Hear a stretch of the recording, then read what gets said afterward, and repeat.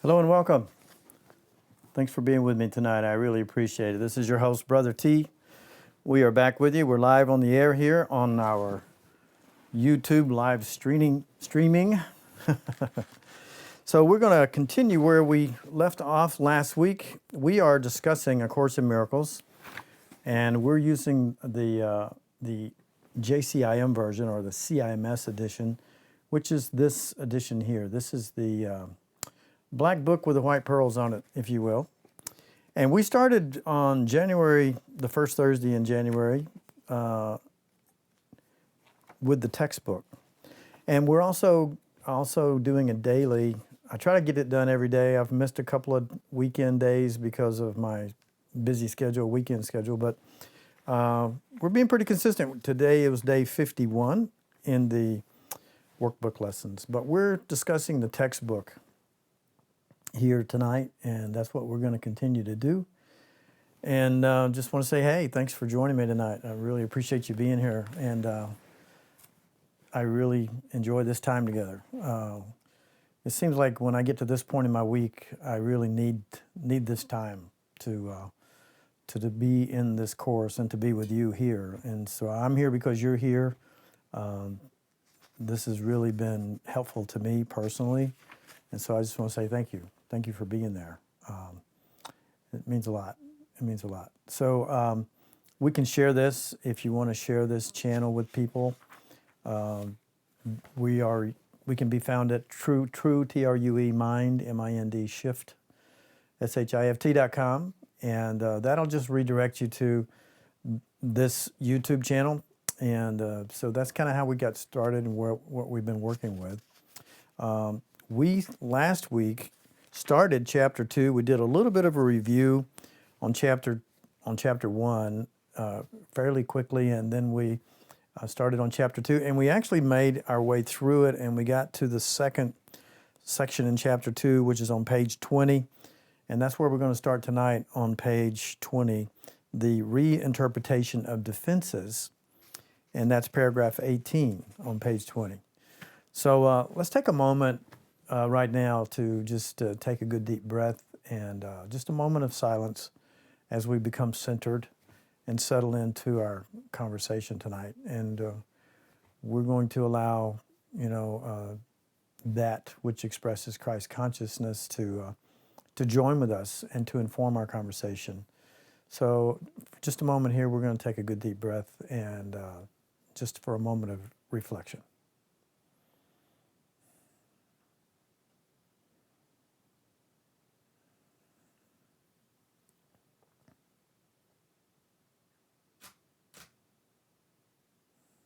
Okay, so hello and welcome, and thanks again for joining tonight, for everyone that's out on the internet that's participating in this conversation now.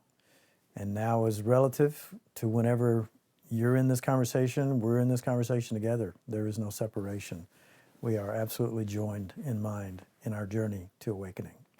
So here we go, the reinterpretation of defenses. When you are afraid of anything, and anything is italicized here, you are acknowledging its power to hurt you. So when you are afraid of anything, you are acknowledging its power to hurt you. Remember that where your heart is, there is your treasure also. Where your heart is, there is where your treasure is. This means that you believe in what you value. If you are afraid, you are valuing wrongly. Human understanding will inevitably, I just want to be sure I say this right, inevitably destroy peace. And this is an important statement, right? Human understanding will inevitably value wrongly and I read that wrongly, and by endowing all human thoughts with equal power will inevitably destroy peace. That is why the Bible speaks of the peace of God, which pathos, and he puts in italicized here, human understanding. This peace is totally incapable of being shaken by human errors of any kind. It denies the ability of anything which is not of God to affect you in any way. Let's just be with that for just a minute.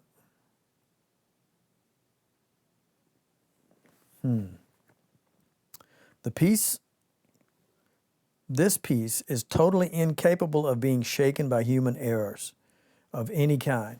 And so what could we say human error is? Thinking, judging, our thoughts. If I said, okay, could you be afraid without thinking of fear? And of course not, right? If you're not thinking, then you're actually being aware, you're being conscious.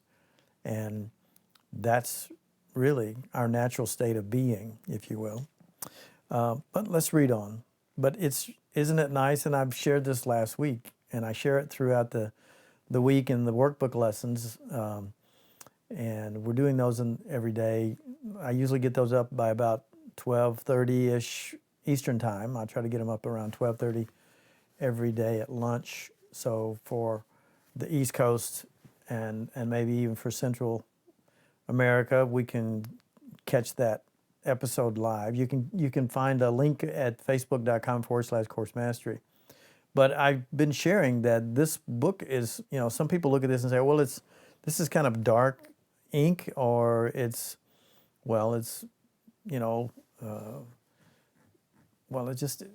kind of difficult to look at ourselves through the teachings of this book, because he points to all of the errors of the thinking mind, the human self, the ego self. But the good news is that's not who you really are, right? So instead of judging ourselves, right? Spirit doesn't judge anything, except everything is perfect. And Spirit is certain of that knowing, right? So when we read the Course in Miracles, what I see and what I get out of it, and the first few times that I got into it, I really looked at the world, I would say kind of harshly, because I just saw destruction everywhere. But now when I look out to the world, I really see a lot of beauty. I love being in nature now more than I've ever been before. I love going on hikes and walks with my wife and just enjoying nature and getting out of the mind of the world, if you will, and getting connected with Spirit in nature. But the point is that there's a lot of good news. And the good news is that this peace, which passes the understanding of the human, is totally incapable of being shaken by human thought. I'm going to add that here, of any kind. It denies the ability of anything, italicized, which is not of God, to affect you in any way. And at the beginning of A Course in Miracles, he makes it very clear that what God created is eternal. And therein lies the peace of God, right? That nothing that is not eternal really doesn't exist. So we're on page 21 now. We're going to go to paragraph 19. This is the proper use of denial. It is not used to hide anything, but to correct error. So we're not denying our humanness. We're not denying that our thinking mind certainly misperceives things, and sometimes we see the world through the eyes of judgment. We're not trying to deny that self at all. We're not trying to just ignore the body, the human experience. We're really looking towards integrating or embracing, making whole again, reintegrating really, ourself, because we've become fragmented through this small-minded idea that we could be separate, that we could be different, that we could change what God has made, and that what God has made is anything other than perfect, neither behind the point of perfection nor advancing toward it. And so it's really important that we begin to consider that this is truly who and what we are, and we begin to align ourselves with this way of being. That is, we begin to love ourselves just as we are and just as we're not. And it's not complicated, it's just the way things are, right? So we'll leave it at that. So this is the proper use of denial. It's not used to hide anything, but to correct error. It brings all error into the light. And since error and darkness are the same, It corrects error automatically. Darkness and error are the same. So the opposite of that, if you will, would be that light and true perception are the same. Understanding of true perception, knowing, capital K knowing, and light are the same as darkness and error are the same. So it corrects error automatically. True denial is a powerful protective device. You can and should deny any belief that error can hurt you. This kind of denial is not a concealment device, but a correction device. The quote-unquote right mind of the mentally healthy depends on it.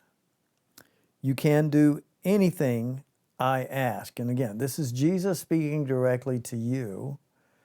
And some of this text was taken out because it was perceived that Jesus was speaking directly to Helen Schachtman.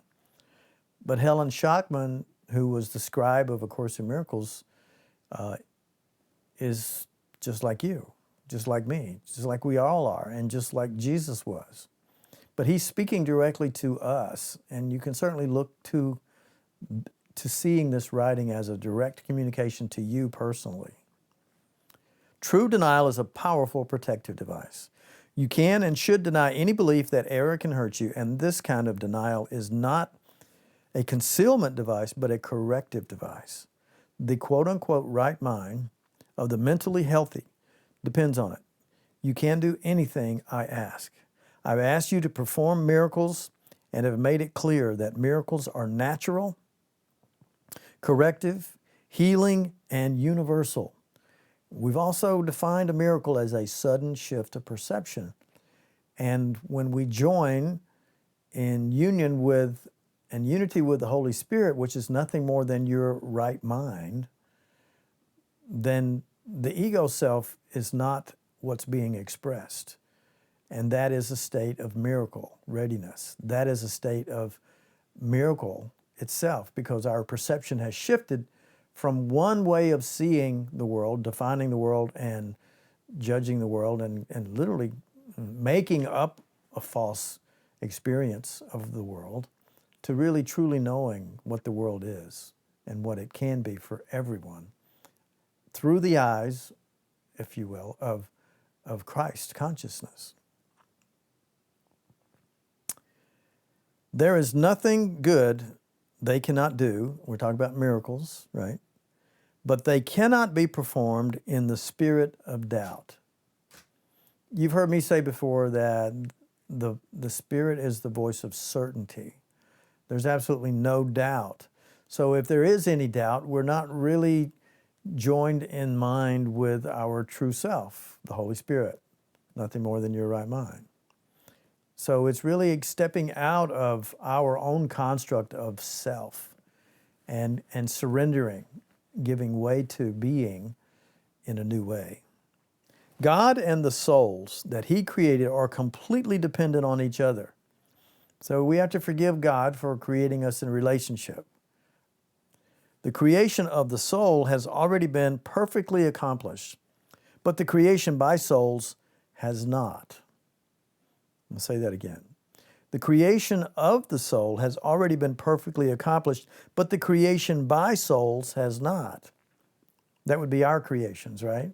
Has not been perfectly accomplished, because we could say that a part of our mind is asleep and having an illusion of something other than perfection.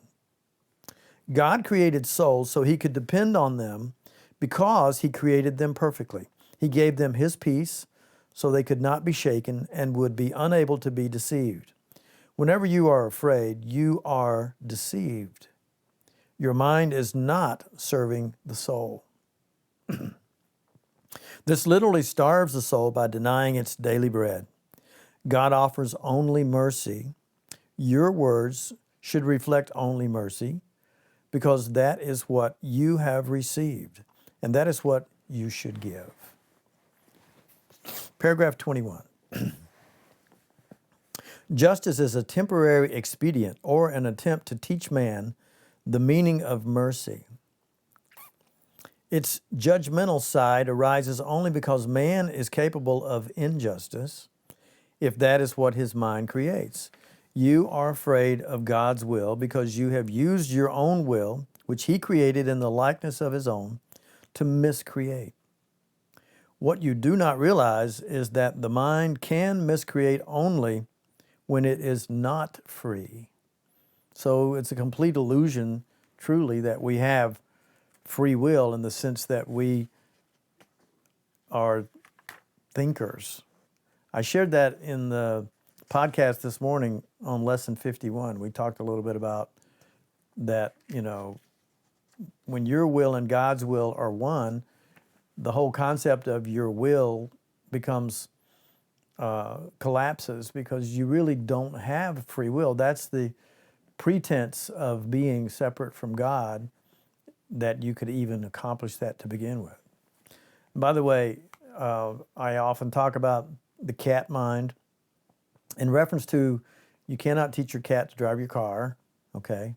And the reason for that is because it's not capable of grasping the context within which an automobile was made.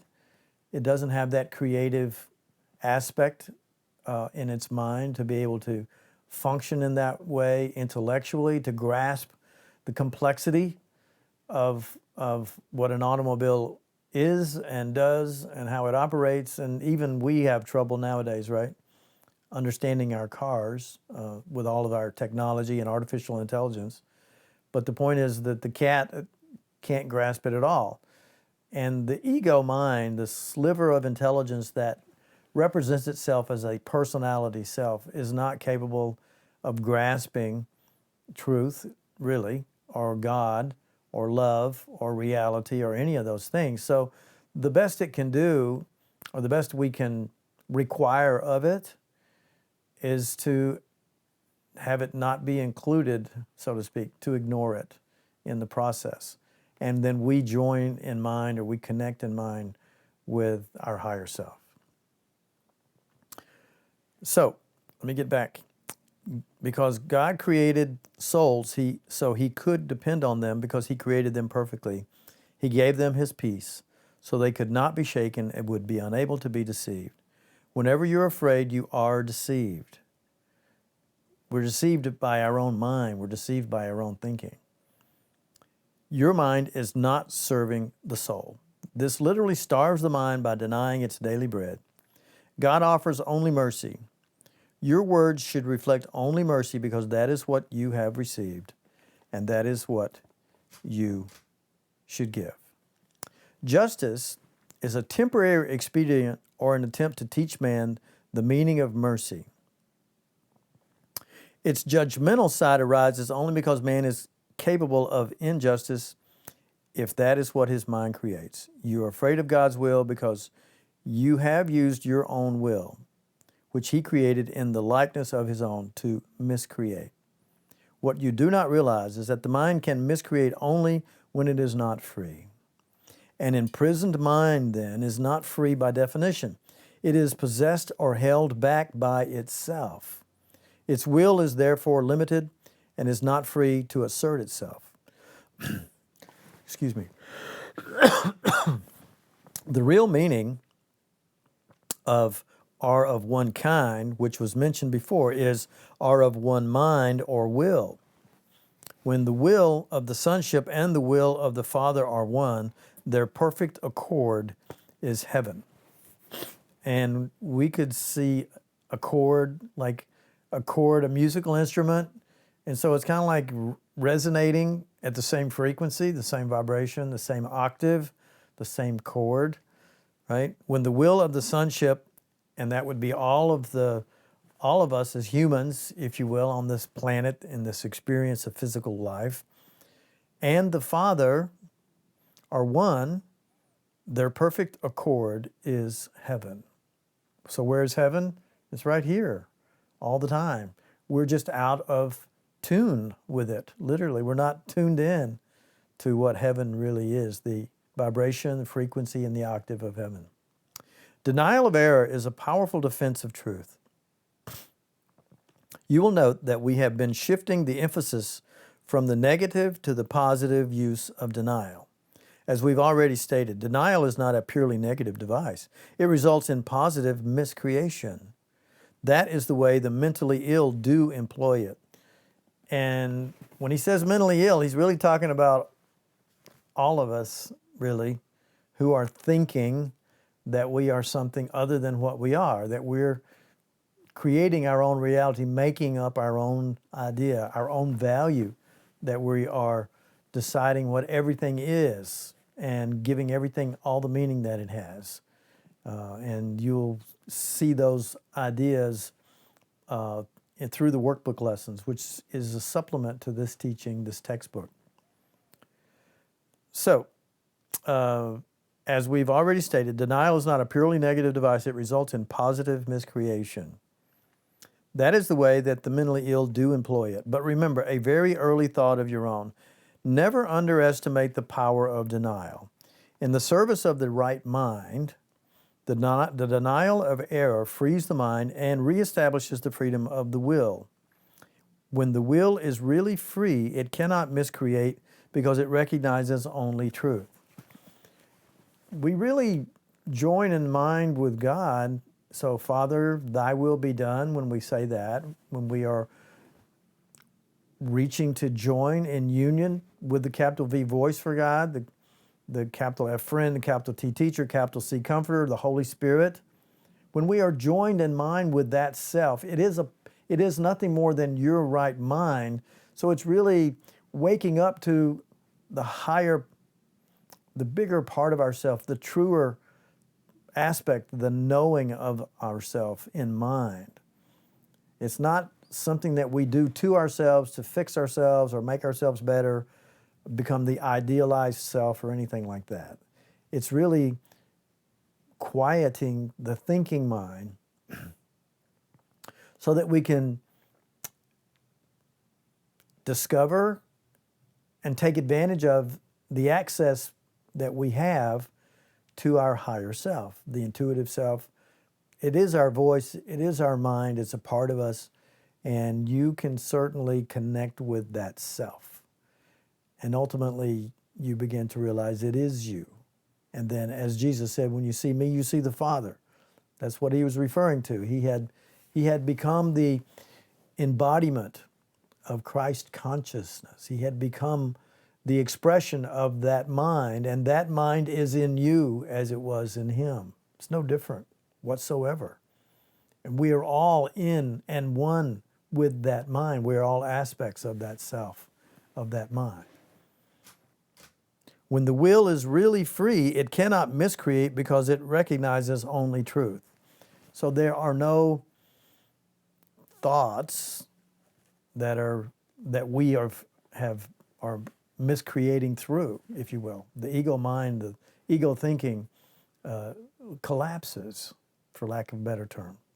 We're not going to get the cat to understand all of this, but it's relevant, certainly, that we are in discussion of it and considering, because ultimately it's about surrendering our will and allowing ourselves to be guided and to be led through love to the awakening of our true self.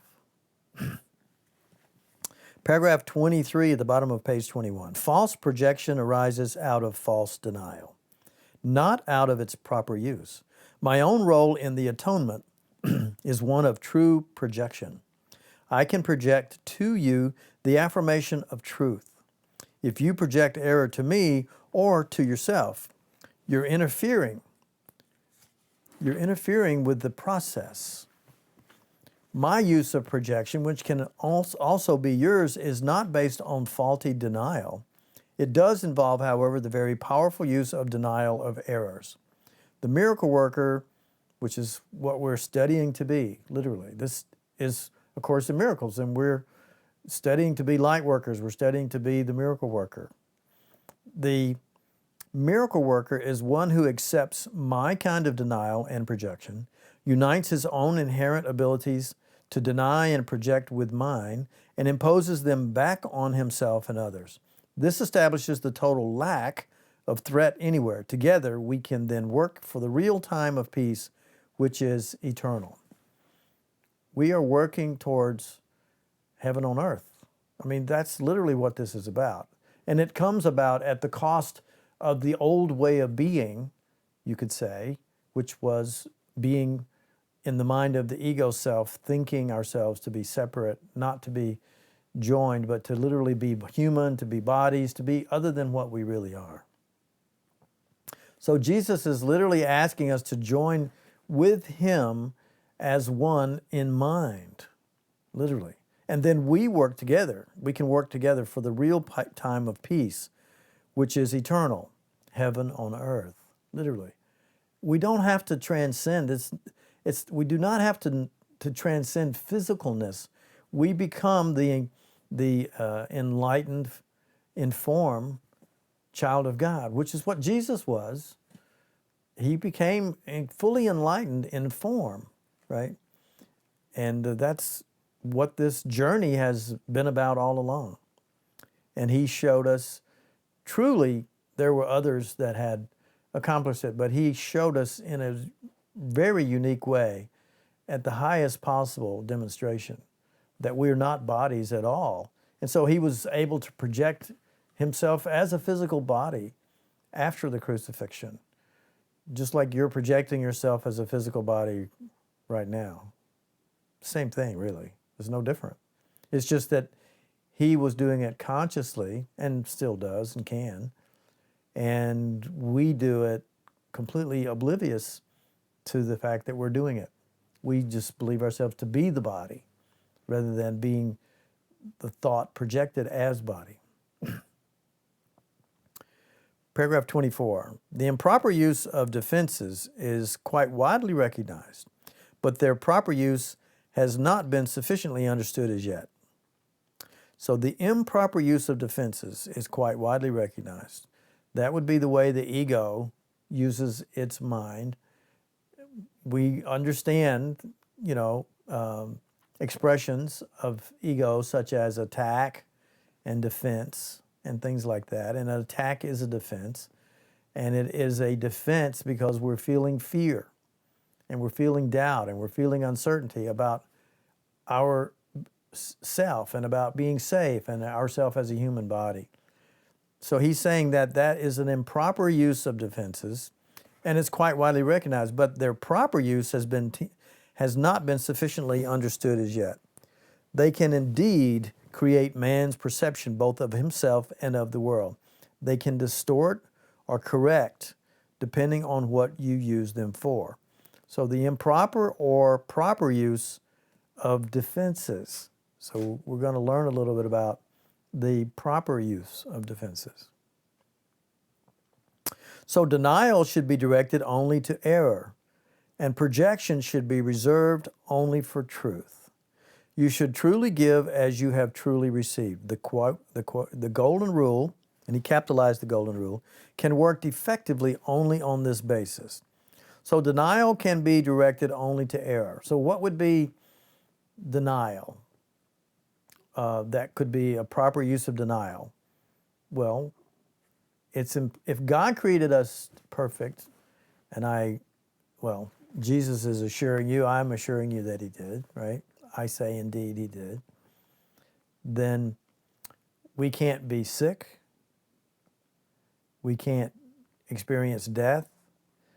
We're not really physical bodies. We are much, much more than that. The body, the physical world itself, is literally a projection of our mind. And the body is a projection of our mind contained within our mind. The mind is not contained within the body. So that would be, I'm going to suggest, the beginnings of a proper use of denial. In other words, I'm not human. I'm much more than human. I am as God created me to be. I am not what I appear to be in form as a limited, separated self. That could be, as an example, a proper use of denial. Denial should be directed only to error, and projection should be reserved only for truth. You should truly give as you have truly received, and the golden rule can work effectively only on this basis. To give what we receive, right? Treat others, what's the golden rule? To treat others as you would have them treat you. That's one of our golden rules, right? Intellectualization is a term which stems from the mind-brain confusion. So here he is saying, mind-brain confusion. Right, quote unquote, right-mindedness is the device which defends the right mind and gives it control over the body. Intellectualization implies a split, while right-mindedness involves healing. So we're moving from the intellectualization of mind, which is the ego believing itself to be an intellectual being, to being right-minded, which is really defends the right mind and gives it control over the body.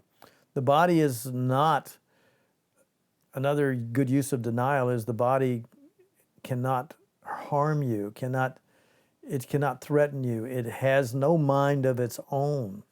It is your projection, and it's really what I want to see.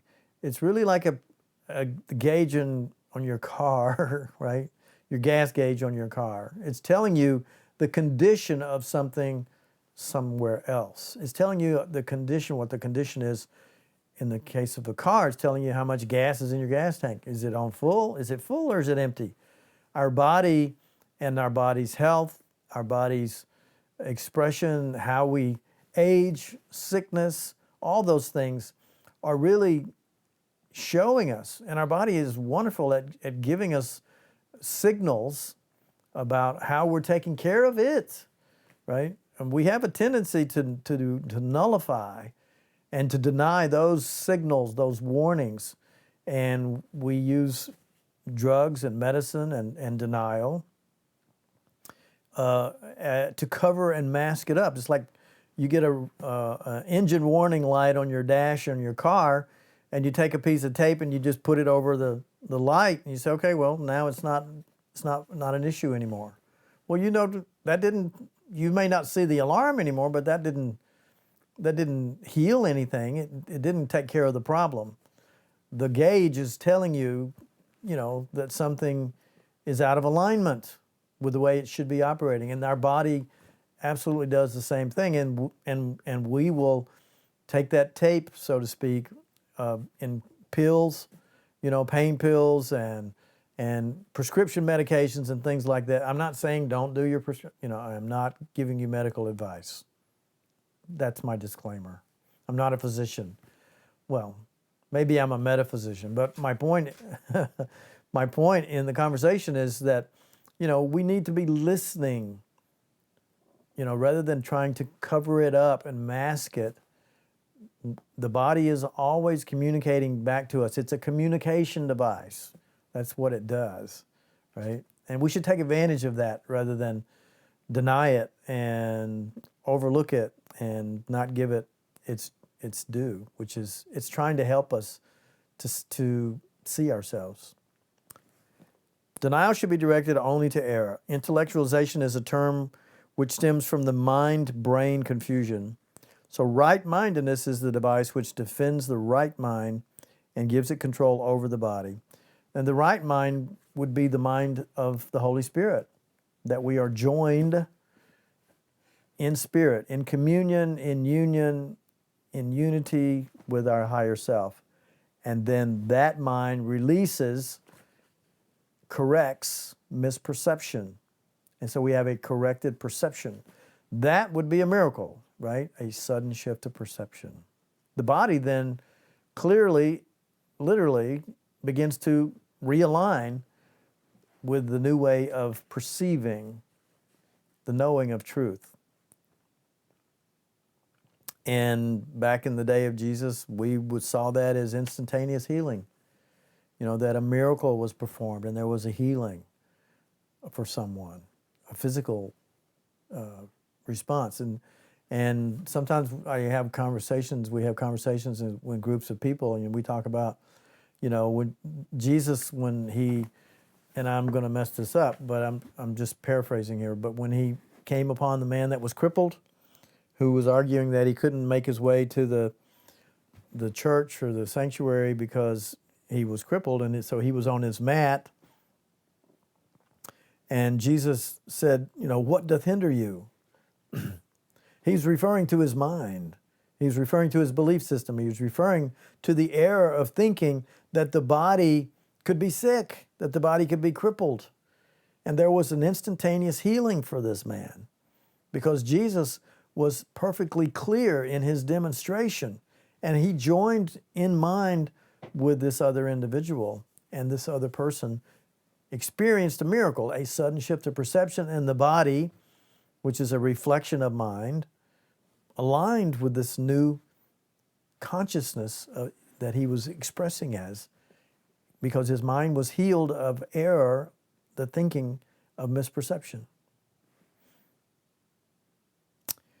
So, intellectualization implies a split, while right-mindedness involves healing.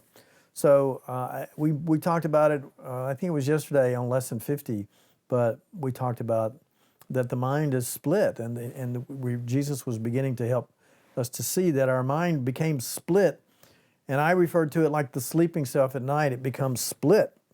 Our mind gets split off, and now there's a smaller sliver of ourselves that's dreaming a whole different life, but it's a diminished life, right? It just goes from drama to drama. It doesn't have any big plans. It's just kind of dealing with whatever the storyline is in that very moment of its immediate dream, right? But our mind is split again because that mind is completely oblivious that we're safe at home in bed, right? So our mind becomes split yet again when we go to sleep at night, right? That's how that works. So withdrawal is properly employed. This is paragraph 27. Withdrawal is properly employed in the service of withdrawing from the meaningless. It is not a device for escape, but for consolidation. There is only one mind. The mind can appear to be split. We can appear to be separate, but he's very clear in this statement, this last sentence. There is only one mind. And the word is, notice, is italicized. There is only one mind. So we're moving from duality, which is our perception here in this experience. We're moving from duality to semi-non-duality, ultimately to non-duality, and then, if you will, ultimately, absolutely, to pure non-duality. So an expression of pure non-duality would be God is, which is that it's in those two words, in that one sentence, you're saying that there is nothing but God. That's all there is.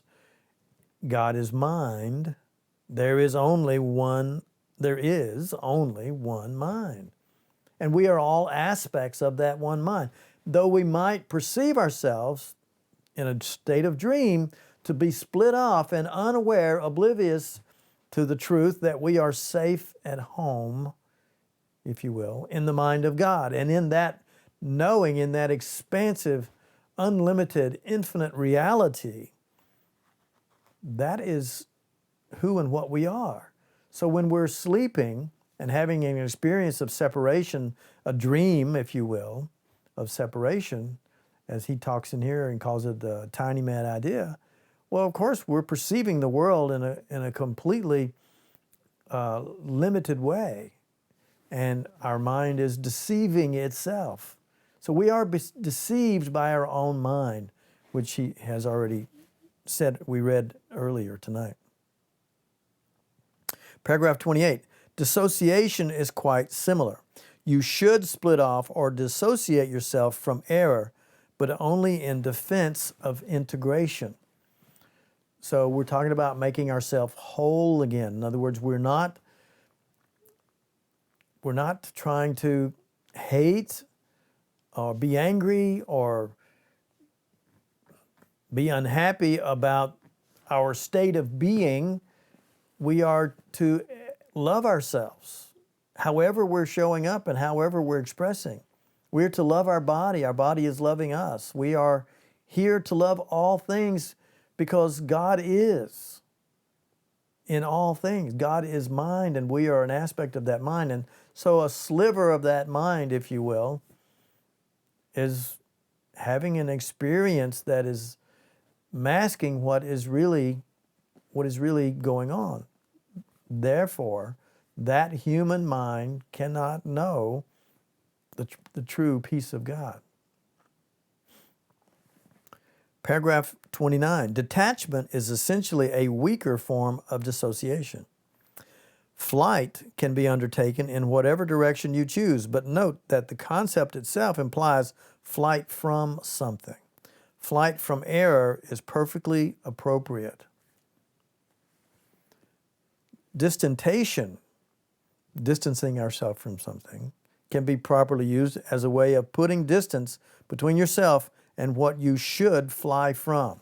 And what should we fly from? Our own stinking thinking, our own misperception. Because the separated self, the small ego mind, is perceiving everything through the filter of fear and guilt and doubt and uncertainty, and we've got a whole list of things, but it's really the base of it is just simply fear. Because we believe we've done something wrong, because we believe we actually have separated ourselves outside the mind of God, that we're outside of God and God is outside of us and separate. Duality, right? But duality is a gift in and of itself because it allows us to know ourselves, to return to integration of self by the experience of seeing ourselves in everything else, and we become reintegrated. A little difficult for the cat mind, or at least for my cat mind, to get comfortable with some of these concepts initially, but that's okay. We're going to continue to move forward. And I will share with you, the first few times I read through Course in Miracles, I would go through whole sections and feel like I don't have a clue what he's trying to teach me here. This chapter in particular, was when I first started studying the Course, was very difficult for me. And I'm sure, on any grand scale, helping you to understand this, but I am encouraging you to persist in reading through this, because the Holy Spirit, which is available to you, will help you to see these things in a new way if you persist and make space so that you can be informed by that voice of knowing. And when the Holy Spirit begins to help you see this teaching, it becomes crystal clear. That doesn't mean that we can always express it to others clearly, but the teacher is the learner. So it's okay to go about the process of expressing this, right? And in whatever way you're comfortable with, but not to burden yourself with it, but to simply express what you're learning through A Course in Miracles in your daily life. And then it becomes your way of life. You become the light worker. You become the miracle mindedness, miracle ready, and all those things we've been talking about. Regression is an effort to return to your own original state. It can thus be utilized to restore rather than to go back to the less mature. Sublimation should be a redirection of effort to the sublime. Paragraph 34. There are many other so-called dynamic concepts which are profound errors due to essentially to the misuse of defenses. Among them is the concept of different levels of aspiration, which actually result from level confusion. However, the main point to be understood from this section is that you can defend truth as well as error, and in fact, you can defend truth much better. Page 23. The means are easier to clarify after the value of the goal itself is firmly established. Everyone defends his own treasure. You do not have to tell him to do so, because he will do it automatically. And we treasure what we value, as we've already read. The real questions still remain. What do you treasure? And how much do you treasure it? Once you've learned to consider these two questions and to bring them into all your actions as the true criteria for behavior, I will have little difficulty in clarifying the means. Okay, again, he's saying that he's joined with you. Jesus is a part of your mind. Okay, so I know that may sound a little weird, maybe a little Christian. That's okay. Jesus doesn't have too much argument with the concept of Christian, except that he's not Christian. He is and has demonstrated Christ's consciousness. He exists in the consciousness, and it's a mind that's joined, and we're all joined in that mind together, always have been and cannot be separated. As I said earlier, you have to forgive God because God created you in relationship, and I'll add in mind, right? Once you've learned to consider, the real question still remains, what do you treasure and how much do you treasure it? Those two questions. Once you've learned to consider these two questions and to bring them into all your actions as the true criteria for behavior, I will have little difficulty in clarifying the means. Excuse me again. So, as I said earlier, if you persist in studying this textbook, if there are sections that you're just like, I don't get it, I don't understand it, I don't understand dissociation, I don't understand sublimation, I don't understand distantation, I don't understand detachment, I don't quite get all that, then that's okay. You don't have to. The cat is never going to drive the car, but there's a bigger part of you that not only already knows this, but is in the process of remembering that truth about who and what you are. These two questions, what do you treasure? And how much do you treasure it? If you truly treasure awakening to the truth of who and what you are, if that becomes all that if you let go of valuing other things, all these other things, it's like when we are growing up, I'll just say we can certainly think that we've all had experiences of things in the past that we no longer value now. Is that fair to say? Of course. Toys when we were a child, we had toys, we had things. I reflect back with great fondness, but when I was a kid, 5 years old, 4 or 5 years old, I had a blanket that I'm pretty sure my grandmother gave to me. But who knows, maybe my mom gave it to me. And I would twist up the end of it and would one of the corners, and I would put that in my ear, and I liked the way that felt, and it was just like it was my security blanket, literally. It was my security blanket. I don't know when I let it go, but I do remember I had it with me all the time, probably from the time I was 3 years old until I was probably 5, until I started school. And when I started school, other things began to have more value. The other students in my class being accepted. And I remember in the first grade by Miss Mary Litchford, who was my first grade teacher. Man, was she tough, but I let go of lots of very childish, very immature things in my first year in school. And we didn't have kindergarten back then, right? We went right into the first grade. And Miss Mary Litchford, she scared the hell out of me the very first day. That's because I was pitching a fit because I didn't want to have anything to do with school. I didn't want to have nothing to do with it. And it was quite an experience, and maybe I'll share it with you at some point. But we don't have time, I guess, tonight. I won't go into it. But I let go of a lot of things. I quit valuing things. And nobody had to tell me to do that. I just quit valuing some of those childish things. And so they just disappeared. I have no idea what happened to some of those things. And you may have some favorite toys that you had, when you were growing up that your parents had or somebody had given you. And at some point we say, I'm not valuing that anymore. I promise you, as you go through A Course in Miracles, you begin to take things to a new level.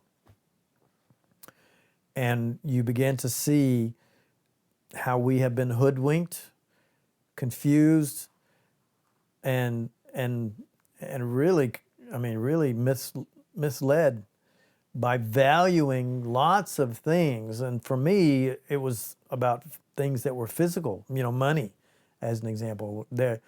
There are so many people who are caught up and look to God, look to Source, look to spirituality as a vehicle to ultimately get to this place where we can manifest abundance. There are courses and books and teachers and classes, and oh my God, you can spend a lot of your abundance learning how to manifest abundance. And it's a siren call, okay? It really is. It's a hook, and it pulls us in, and then we go down these pathways, and all of them are valid, I suppose, leading us to ultimately discovering that I've already been down that road. I know what's down there. There's nothing there. There's nothing to value down that road. We'll talk some about manifesting abundance. Is that an issue for you? I frequently run into and have friends and make friends of people in parts of spiritual communities that we're all part of a spiritual community, all of us. And this is our spiritual community right here. If you're participating in this work with me, and there's a whole body of students, A Course in Miracles students, and so you have an affinity with those students as well, that we're all part of that spiritual community. But I'm constantly, meeting people who they studied, and they're even considered by peers and others to be, very spiritually advanced, but they're struggling mightily to manifest abundance in their life, and they believe they're still kind of hoodwinked that they're the ones that are supposed to do it. But we're going to learn, and we're going to talk about in this course some of the issues that bring this to a higher level of understanding, that you're always manifesting. You can't not manifest. What you're manifesting, if you're not experiencing abundance in your life, if you were saying, "Well, I've got to struggle, or I've got to focus, I have to do this and I have to do that," that's what he's talking about right here in this chapter. What we can learn to do is to deny, and this is the proper use of denial, thoughts of scarcity. To deny the thoughts of lack and scarcity, because the truth is, everything is already yours. You're already fully accomplished. There's nothing to go and nothing to get. There's nowhere to go. There's nothing to get. We only need to awaken to our true self. So I'm going to just point back to our brother Jesus, when there were throngs of people and he was teaching, and it got to the point where, everybody was freaking out because they were hungry, right? And so wine was manifested from water, right? If we look at some of the parables and the stories, and then the story of the loaves and the fishes, right? So was Jesus able to do something you're not able to do? Absolutely not. That's what this teaching is about. What can you do in a dream? Tonight, you could dream that you're manifesting something, and it appears. In fact, when you go to sleep tonight, when you're dreaming, that's all you're going to be doing. You're going to be manifesting all night long. You're manifesting a whole reality of experience that you believe to be your reality, and there's going to be all kinds of things. I've manifested motorcycles, and I'm riding down the street on motorcycles. I've been in boats and restaurants and all kinds of, every night. I'm having all kinds of plethora of unimaginable experiences. Those are things that you're manifesting. Are you not? Yeah, you're manifesting your dreams, and everything in your dreams, you're manifesting. So when are you not manifesting? You're not ever not manifesting. You are the embodiment of the extension of creation itself. So you're already doing all that. When you're stuck believing that you can't manifest and that lack and scarcity is the result of your inability to manifest, you're just manifesting what your thinking is, that you're incapable and unworthy, if maybe whatever your thought is, that you can't have what you want. Well, of course you can have anything. You already do have everything. There's nothing that you can't have. It's in the relinquishment of it, right? Hello, sweetie. We're being visited. You coming up? You're already manifesting everything. And you've manifested this experience. This experience. You've manifested this because you said, I want to know the truth. And this has found its way into your life in this form right now. You're manifesting this experience. Yeah, it's you. You're already doing it. So pat yourself on the back because you can't not do it. Let's see, where were we? Oh, wow, we're running out of time. The real question still remains, what do you treasure and how much do you treasure it? That's the answer to all manifestation right there. You see, this is one of my first teachers of A Course in Miracles was Gene Skaggs, and Gene was a remarkable individual, loving, beautifully loving man. And he would, he was continuously saying, and he had a little group of course students, and we would gather around him, and he was teaching us. He had read the textbook like 100 times, right? We would think, right, somebody that read the book 100 times, they get it, right? We all get it on different levels, okay?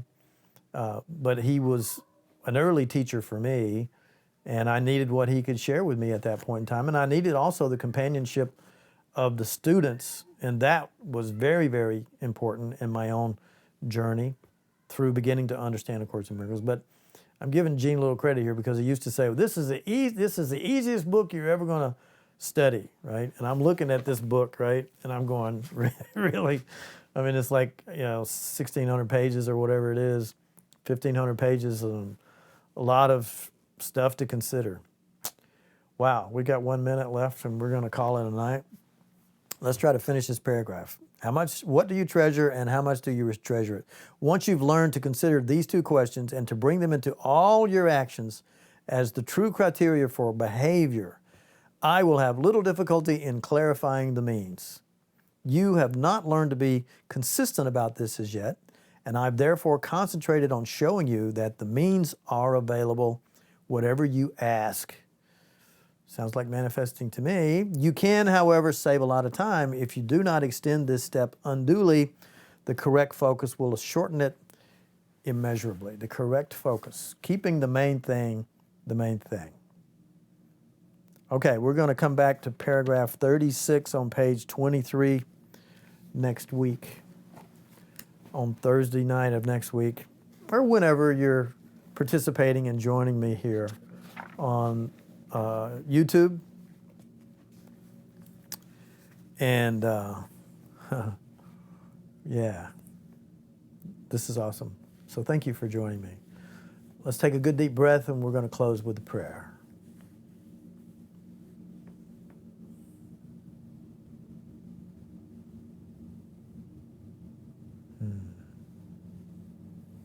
Creation's freedom promises my own. The end of dreams is promised me because God's child is not abandoned by his love, not abandoned by God's love, ever. Only in dreams is there a time when God's child appears to be in prison and awaits a future freedom, if it be at all. We could imagine maybe it comes in death. It does not. Yet, in reality, his dreams are gone with truth established in their place. And now is freedom his already. Should I wait in chains which have been severed for release when God is offering me freedom now? Father, I will accept your promises today and give my faith to them. My Father loves his Son, whom he created as his own. Would you withhold the gifts you gave to me? No, Father, it's not possible. Creation's freedom promises my freedom. Creation's freedom promises my own. Thank you so much. Thank you so much for joining me tonight. I really appreciate you being here. I appreciate this time and studying this work together. I'm going to make an email address available so that you can comment, or maybe a Google Classroom where we can all begin to gather and join and just have conversation. And I'll bring in some other supplemental material. I know we're going over a minute or two tonight, but I just want you to know I appreciate you, and I love you, and I know you're out there. I feel you. I know I'm not alone. I know we are joined in mind, and we're joined in this journey of understanding this beautiful work. It's fantastic, right? So with that and all of our time together, I just want to say again, thank you so much for being a part of my life and being a part of my work through A Course in Miracles and joining with me here. Thank God and bless you. And we'll be back next week for another session of A Course in Miracles. And we'll see you then. God bless.